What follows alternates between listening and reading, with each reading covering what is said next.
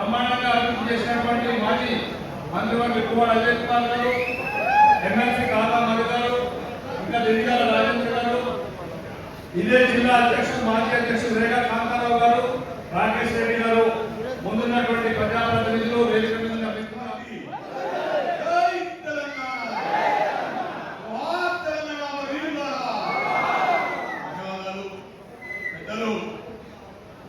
మనందరికీ కూడా ఇవాళ ఇంత మంచి ఊపు తెచ్చి అశ్వరావుపేటలో టీఆర్ఎస్ పార్టీ కార్యకర్తలందరూ ఊగిపోయేటట్టు ఏమైనా అశ్వరావుపేట నియోజకవర్గ నాయకులందరికీ దాంతో పాటుగా హాజరైన మా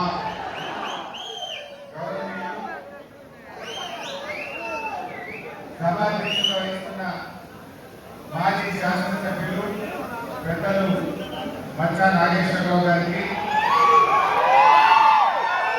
మరొక మాజీ శాసనసభ్యులు గౌరవనీయులు నాగి వెంకటేశ్వర గారికి,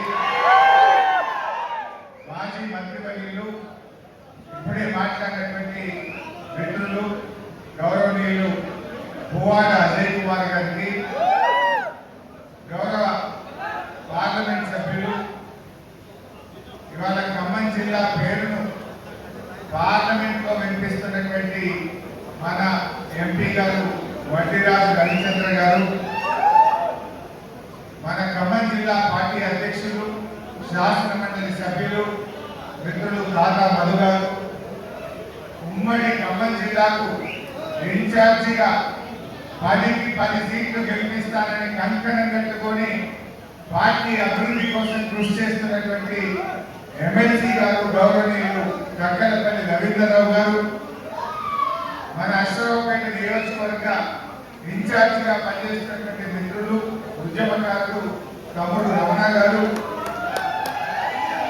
కొత్తగూడెం జిల్లా పార్టీ అధ్యక్షులు మాజీ శాసనసభ్యులు రేగా కాంతారావు గారు, తమ్ముడు ఎర్రోల శ్రీనివాస్ గారు, లింగాల కమల్ రాజ్ గారు, కర్నూలు జిల్లా బార్డర్ అచ్చంపేట ఇవాళ ఈ బార్డర్ లో అశ్వరావుపేట అచ్చంపేట చూసినా అశ్వరావుపేట చూసినా ఒకటే మాట వినబడుతుంది, మాకు మళ్ళీ కేసీఆర్ రావాలి,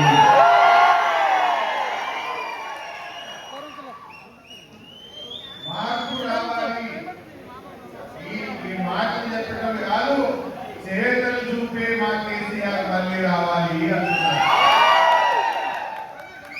ఇవాళ ఆలోచించండి, కేసీఆర్ గారేమో ఎన్నికల ముందు హామీ ఇవ్వకపోయినా ప్రజలకు ఏం కావాలో ఆలోచించి చేసిండు కేసీఆర్. మీకు తెలుసు, కళ్యాణ లక్ష్మి ఎలక్షన్ల ముందు మనం మాట ఇచ్చినామా? టీఆర్ఎస్ మేనిఫెస్టోలో రాసినామా? మేనిఫెస్టోలో రాయకపోయినా, ఓట్ల కోసం చెప్పకపోయినా 13 లక్షల మంది పేరింటి ఆడపిల్లల పెళ్లిళ్లకు డబ్బులు ఇచ్చింది మన కేసీఆర్. దాదాపు 13,000 కోట్ల రూపాయలు ఖర్చు పెట్టారు. రైతు బంధు ఎన్నికల ముందు మాట ఇచ్చినామా? ఓట్ల కోసం మేనిఫెస్టోలో పెట్టినామా? పెట్టకపోయినా రైతు బంధు ఇస్తా అంటే మాట తప్పకుండా కరోనా వచ్చినా కష్టం వచ్చినా రైతు బంధు ఆగకుండా 11 విడతల్లో 73,000 కోట్ల రూపాయలు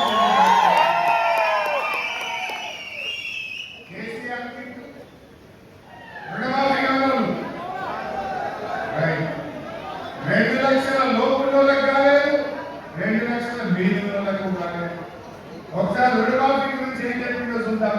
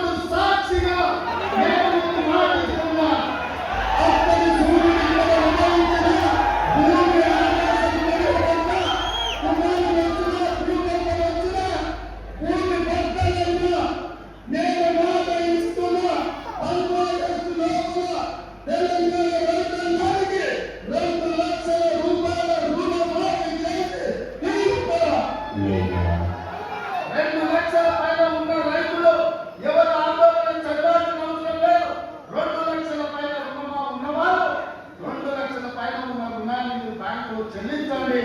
మీరు చెల్లించిన మరుక్షణం ఆ 2 లక్షల రూపాయలు కూడా మీ ఖాతాలో చేసే బాధ్యత మా ప్రభుత్వం తీసుకుంటామని చెప్పి నేను ఆ రైతాంగానికి తెలియజేస్తున్నాను. అయినానే రైతు 2 లక్షల మీద పాపం ఆయన మాట నమ్మి 3 రూపాయల వడ్డీకో 4 రూపాయల వడ్డీకో ఆ 2 లక్షల మీద ఉన్న డబ్బులు కడితే వడ్డీల మీద వడ్డీ తప్ప 2 లక్షల రుణమాఫీ మాత్రం కాలేదు. అయినా భూమి బద్దలైన డైలాగ్ విన్నారా? అటున్న సూర్యుడు ఇటుపడిచినా భూమి బద్దలు కాలేదు, సూర్యుడు గొడవలేదు, కానీ ఇంకా మాత్రం రుణమాఫీ ఇంకా అది కూడా ఇది మన భద్రాద్రి రాముల వారి మీద ఒట్టు పెట్టి మాట తప్పిన రేవంత్ రెడ్డి కూడా నమ్మరా? ఇవాళ ఏం జరిగింది? ఎస్టీ కార్పొరేషన్ ద్వారా మొన్న మేము అసెంబ్లీలో అడిగాం, నువ్వు ఎంత బడ్జెట్ లో డబ్బులు పెట్టావు, ఎంతమంది ఎస్టీ పిల్లలకు ఈ రాష్ట్ర ప్రభుత్వం 2.5 సాయం చేసిందని చెప్పి మేము అడిగాం. అడిగితే మీ బతిగాలే సమాధానం చెప్పింది అసెంబ్లీలో. నేను ఇంతగా చెప్తలేదు, అసెంబ్లీలో బట్టి విక్రమార్క గారు చెప్పిన మాటే ఇవాళ మీకు చెప్తా ఉన్నా. ఏం చెప్పిండు? ఈ 2.5 సంవత్సరాల్లో 2,750 కోట్లు ఎస్టీల కోసం బడ్జెట్ పెట్టినాము అన్నాడు. అమ్మ బాగానే పెట్టిందని నేను అనుకున్నాను. అలాగే మరి బెడ్రూమ్ పెట్టిన 2,750 కోట్లు అంటే ఎన్ని పైసలు రిలీజ్ చేసినావు, ఎంతమందికి సాయం చేసినావో చెప్పు అన్నారు.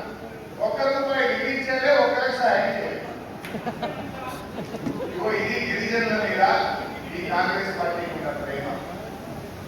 ఇది నన్ను నా మాట కాదు, రాష్ట్ర శాసనసభలో ప్రభుత్వం చెప్పిన మాట మీ ముందు పెడతా ఉన్నా.